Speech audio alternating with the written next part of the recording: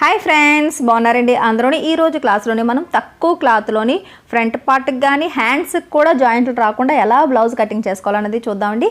నేనైతే 38 size lining అన్నది cutting చేశాను. బ్లౌజ్ పీస్ దగ్గరకు వచ్చేటప్పటికి ఇది 60 సెంటీమీటర్లు మాత్రమే ఉంది. ఈ 60 సెంటీమీటర్ల క్లాత్లోని మనం ప్రతి పార్ట్ని కూడా అతుకులు లేకుండా తీయొచ్చు. కొద్దిగా షేప్ బెల్ట్ దగ్గర జాయింట్ వచ్చినా పర్లేదు, కానీ హ్యాండ్స్కి కూడా ముక్కలు అతికించుకోకుండా ఎలా కటింగ్ చేయాలన్నది చూపిస్తాను చూడండి. చూసారు కదా, ఇలా కటింగ్ చేసిన అంచులు రెండు ఒకవైపు వచ్చి కట్ అంచులు రెండు ఒకవైపు వచ్చేటట్టు ఇలా ఫోల్డ్ చేస్తాం. పన్నా ఎక్కువగానే ఉంటుంది, కానీ నార్మల్గానే ఈ మనకి వెడల్పు అన్నది 60 సెంటీమీటర్లు మాత్రమే. ఈ కోరంచులు నా చేతి వైపు ఉన్నాయి, సరేనా. ఇటువైపు కోరంచు ఉంది, కింద వైపు కోరంచు ఉంది. ఫోల్డింగ్ మన వైపు పెట్టుకుని ఈ కటింగ్ చేసిన అంచులు మనం ఇలా ఫోల్డ్ చేసుకుంటాం. ఇది బెనారస్ క్లాత్ అండి. ఫస్టే మీరు ఐరన్ చేసేసుకోవాలి. లేదు తర్వాత ఫోల్డింగ్ ఉన్నప్పుడే ఫోల్డింగ్లా ఉన్నప్పుడు కటింగ్ చేసుకుని తర్వాత ఐరన్ చేద్దామంటే కొలతలు తేడా వచ్చేస్తాయి, సరేనా. నేను ఇది ఐరన్ చేసి తీసుకొచ్చాను. దాని తర్వాత ఫోల్డింగ్ వైపు మనం ఫస్ట్ బ్యాక్ పార్ట్ ఫోల్డింగ్ పెట్టి ముందు బ్యాక్ పార్ట్ని తీసేసుకోవాలి. చూస్తున్నారు, ఇంకా కొద్దిగా నాకు గ్యాప్గానే ఉంది. అంటే ఒక 40 సైజు వరకు కూడా మనం ఈ మెథడ్లోనే కటింగ్ అన్నది చేసుకోవచ్చు, సరేనండి. ఇక్కడ నుంచి చూసారు కదా, ఇలా ఫస్ట్ ఇక్కడ నడుం దగ్గర కటింగ్ చేసినప్పుడు ఎక్కువ క్లాత్ని వేస్ట్ చేయొద్దు. చిన్న క్లాత్ మీకు వేస్ట్ అయినా సరే తర్వాత ఇబ్బంది పడాల్సి వస్తుంది, సరేనండి. నేను బరాబర్గా కటింగ్ చేశాను. ఇక్కడ నుంచి సైడ్లు మీ ఇష్టం. సైడ్లు ఎలాగా మనకు ఆ చిన్న పీస్ మనకి ఎలాగా వేస్టే కాబట్టి మీరు తర్వాత స్టిచ్చింగ్ చేసిన తర్వాత అన్నా సరే మనకి వేస్ట్ అవ్వాల్సిందే. ఇక్కడ ఆర్మ్ రౌండ్ దగ్గర కూడా ఇలా మనం కటింగ్ అన్నది చేత్తో నొక్కి పెట్టి ఇలా కట్ చేయండి. ఇలా రాకపోతే కనుక పిన్నులు పెట్టేసుకుని కటింగ్ చేసుకోండి. ఇక్కడ నెక్ మనం కటింగ్ చేస్తున్నాం కదా, ఇది కరెక్ట్గా ఐ బెల్ట్కి సరిపోద్ది. ఈ నెక్ కటింగ్ చేయగా ఒరిజినల్ పీస్ వస్తుంది కదా, ఈ పీస్ చిన్న ముక్క ఇది మనకి ఐ బెల్ట్కి వచ్చేస్తుంది, సరేనండి. ఈ రకంగా నేను కటింగ్ చేస్తాను. దాని తర్వాత ఇక్కడ ఇలా మిగిలింది కదా, దీన్ని ఫస్ట్ ఫ్రంట్ పార్ట్ మనం క్రాస్ కటింగ్ చేస్తాం కాబట్టి మన వైపు ఉన్న ఫోల్డింగ్ వైపు ఉన్న కార్నర్ దగ్గర నుంచి చెక్ చేసుకోండి. ఇక్కడ నుంచి ఇలా కార్నర్ దగ్గర ఇలా షోల్డర్ పెడితే ఆటోమేటిక్గా మీకు ఈ నెక్ అంచు ఒకటి మనకి ఫోల్డింగ్ దగ్గరకు వస్తే క్రాస్ వచ్చేస్తుంది.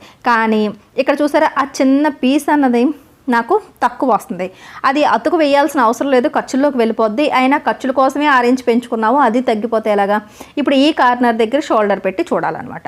ఇప్పుడు ఇలా పెట్టి చూస్తే ఎక్కడ కూడా జాయింట్లు పడకుండా ఫ్రంట్ పార్ట్లోని చూసుకోవాలి. కింద 2 పొరలు చివరి వరకు ఉన్నాయో లేవో చెక్ చేసుకోండి. ఇప్పుడు చూసారు కదా, ఇక్కడ నాకు ఎటువంటి జాయింట్ రాకుండా ఆ కార్నర్ నుంచి అవ్వలేనప్పుడు ఈ కార్నర్కి మనం షోల్డర్ పెట్టాలన్నమాట. ఇప్పుడు చూసారు కదా, ఈ రకంగా నీట్గా మనకి కటింగ్ అన్నది అయిపోయింది. ఇక్కడ ఇలా ఇంతవరకు ఇలా కట్ చేస్తే కింద పార్ట్ అనేది మనకి సపరేట్ అయిపోద్ది. ఇప్పుడు ఈ ఆర్మ్ రౌండ్ ఈ నెక్ పార్ట్ని కటింగ్ చేసేయండి. ఈ నెక్ వైపు ఉన్న క్లాత్ మనకి షేప్ బెల్ట్కి యూజ్ అవుతుంది. ఇప్పుడు ప్రస్తుతానికి ఏంటంటే హ్యాండ్ అన్నది ప్రతిసారి అతుకులు లేకుండా కటింగ్ చేయడం అనేది కష్టం. బార్డర్ లేకపోతే కనుక కటింగ్ చేసుకోవచ్చు.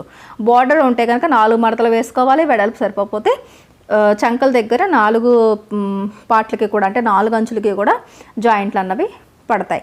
ఇప్పుడు చూసారు కదా, ఇక్కడ నుంచి నేను ఇది కూడా ఇలా కటింగ్ చేస్తాను. ఇక్కడ ఫ్రంట్ పార్ట్ అన్నది మనకి కటింగ్ అయిపోయింది. ఇక్కడ చిన్న ఫోల్డ్ ఉంది, ఈ ఫోల్డ్ని ఇలా ఓపెన్ చేసేస్తున్నాను, సరేనండి.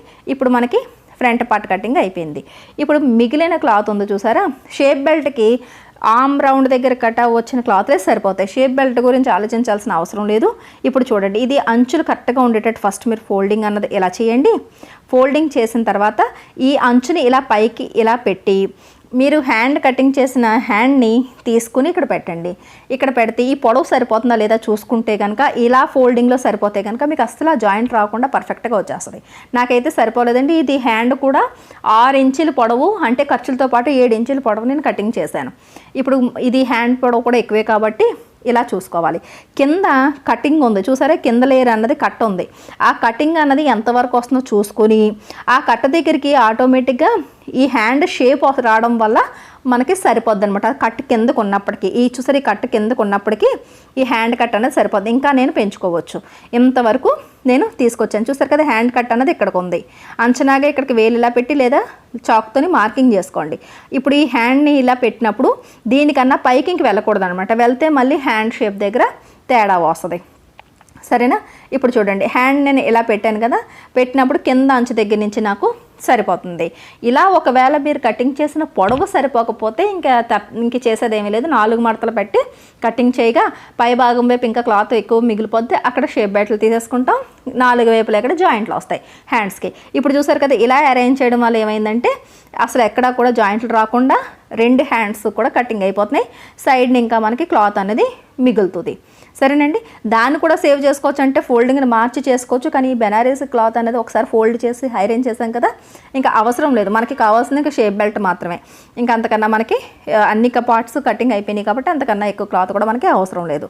సరేనా. ఇప్పుడు ఈ కింద ఉన్న ఫోల్డింగ్ని ఓపెన్ చేసేస్తే 2 హ్యాండ్స్ మీకు సపరేట్గా వచ్చేస్తాయి.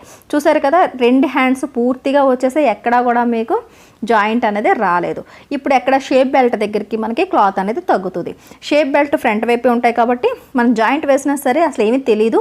ఈ చంకల దగ్గర కట్ట జాయింట్లు వేసి మనం షేప్ని పాడు చేసుకునే కన్నా షేప్ బెల్ట్ దగ్గర చిన్న అతుకు వచ్చినా సరే పర్వాలేదు, అది అసలు కనిపించదు కూడా.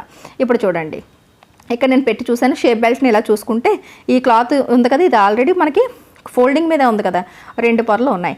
ఇక్కడ ఆర్మ్ రౌండ్ దగ్గర నుంచి కటింగ్ చేసిన లైన్ ఉంది అంటే ఆ షేప్ ఉంది చూసారా, అది ఇది కలిపితే చక్కగా ఇలా ఇక్కడ జాయింట్ అన్నది చిన్నది వచ్చి పైనుంచి టాప్ స్టిచ్ వేసేసి ఇలా మనం షేప్ బెల్ట్ని స్టిచ్చింగ్ చేసేసుకోవచ్చు. చూసారు కదా, చక్కగా షేప్ బెల్ట్కి తప్ప హ్యాండ్స్ కూడా జాయింట్లు రాకుండా పర్ఫెక్ట్గా వచ్చింది. ఇప్పుడు వర్క్ అన్నది ఫాస్ట్గా అవుతుంది అన్నమాట. ఎప్పుడైతే హ్యాండ్స్ మనకి చంక దగ్గర అతుకులు వస్తాయి, స్టిచ్చింగ్ చేసేటప్పుడు టైం వేస్ట్ ఎక్కువగా అవుతుంది. ఇప్పుడైతే ఫటాఫట్ మని స్టిచ్చింగ్ చేసేసుకోవచ్చు.